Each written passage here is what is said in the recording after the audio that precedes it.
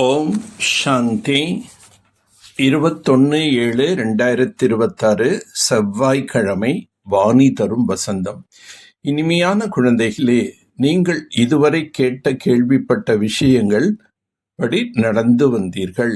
இப்பொழுது பாபா உங்களுக்கு நேரடியாக வந்து ஞானம் கொடுத்து தனக்கு சமமாக ஞானம் நிறைந்தவர்களாக ஆக்குகின்றார். நல்ல புருஷார்த்தி குழந்தைகளே, தாய் தந்தையை முழுமையாக பின்பற்றுவார்கள். தன்னுடைய வாழ்க்கையின் மீது இரக்கப்படுவார்கள். முழுமையான கவனம் செலுத்துவார்கள். சற்று நேரம் ஒதுக்கி பாபாவை அவசியம் நினைவு செய்வார்கள். அவர்கள் நிலையின் புகழ் ஆடாத அசையாத நிலையானது என்று புகழ் பாடப்படும். அவர்களைத்தான் மகாவீர் என்று அழைக்கப்படுகின்றார்கள். யார் முதலில் பக்தி செய்தார்களோ அவர்களே வந்து ஞானம் கேட்பார்கள். அவர்கள் சூரிய வம்சத்திற்கு செல்வார்கள். பாரதத்தில் தான் தெய்வீக வர்ணம் இருந்தது. இப்பொழுது அசுர வர்ணமாக உள்ளது. இது சங்கமயுகம். இப்போது அசுரனிலிருந்து தெய்வீக வர்ணத்திற்கு போக வேண்டும். பாபா ஒரு பொழுதும் கோபம் கொள்வதே இல்லை. எப்பொழுதும் அன்புடன் புரிய வைக்கின்றார்.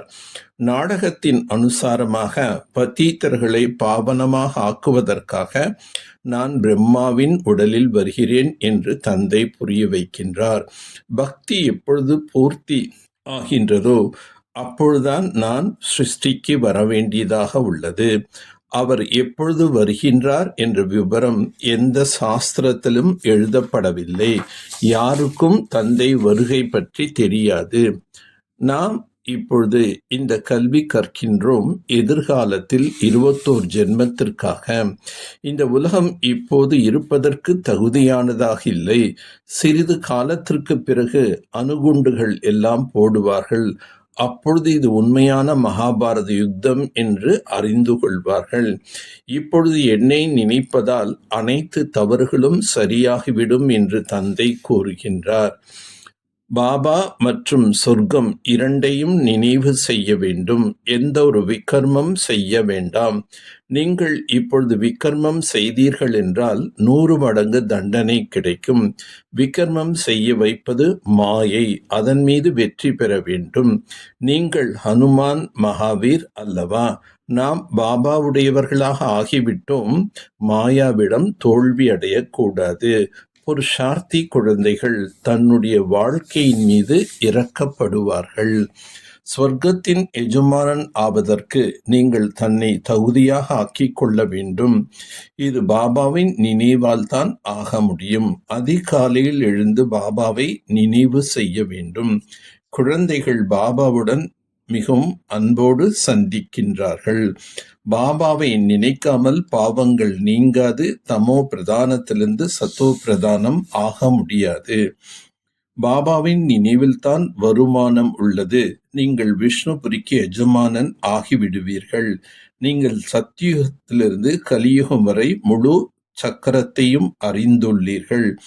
பாபாவின் புத்தியில் உள்ளது போலவே உங்களுடைய புத்தியிலும் உள்ளது. நீங்கள் குழந்தைகள் உறுதியான நிலையாக இருக்க வேண்டும். மாயா வந்து அடிக்கடி அசைத்து பார்த்தாலும் தொட்டாஞ்சினிங்கி போல் ஆகிவிடக் கூடாது. நாம் உறுதியான மனநிலையில் இருக்க வேண்டும்.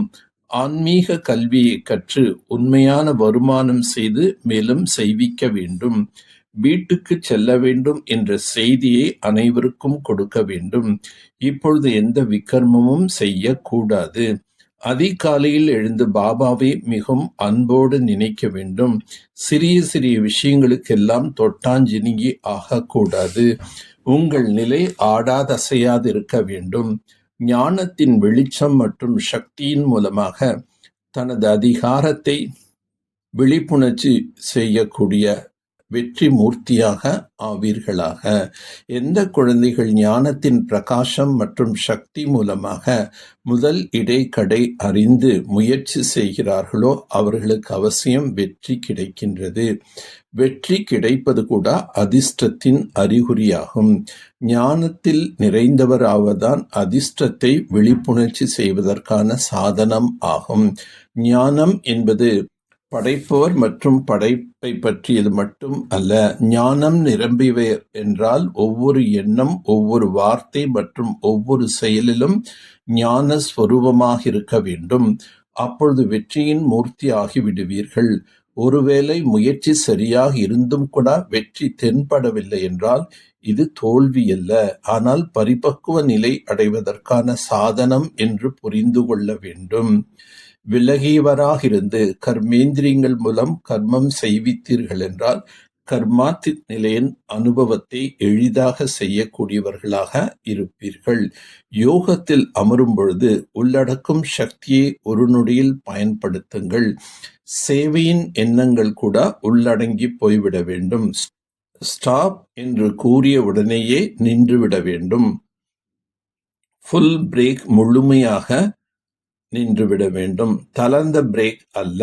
ஒரு நொடிக்கு பதிலாக அதிக நேரம் பிடித்து விடுகின்றதென்றால் உள்ளடக்கும் சக்தி பலகீனமாக இருக்கின்றது என்று கூறுவார்கள்.